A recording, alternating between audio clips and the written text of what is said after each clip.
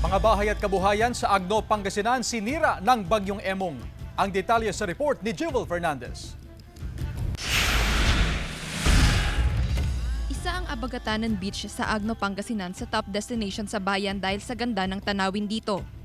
Pero matapos ang bagsik ng Bagyong Emong, ganito na ang sitwasyon sa lugar. Ang mga tahanan at maging ang cottages sa lugar na kabuhayan ng mga residente, pinadapa ng bagyo. Maraming poste ng kuryente ang natumba at nakahambalang pa sa kalsada. Kita rin ang pinsala sa ilang kabahayan.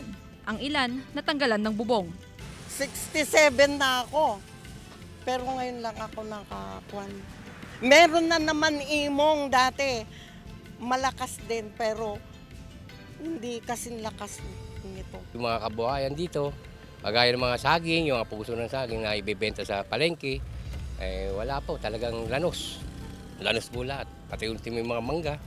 Ayon sa Agno LGU, nasa 6,000 families ang naapektuhan ng Bagyong Emong. Dahil wala pa ring supply ng kuryente at pahirapan ng signal sa lugar, kanya-kanyang pwesto naman ng mga residente para makahanap ng signal sa bahaging ito ng Barangay Bangan Odap para makontak ang kanilang pamilya. Libre rin ang makicharge ng mobile phone sa isang gasolinahan na ito. Posibleng matagalan pa ang restoration ng kuryente sa lugar dahil sa dami ng natumbang poste. Ang sabi niya yung unahin nila muna itong main line, itong mga along the national road.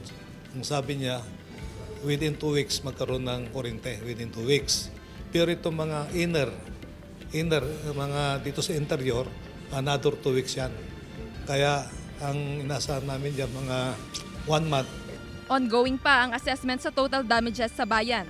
Sa ngayon, pinag-aaralan na rin kung isasailalim sa state of calamity ang bayan ng Agno.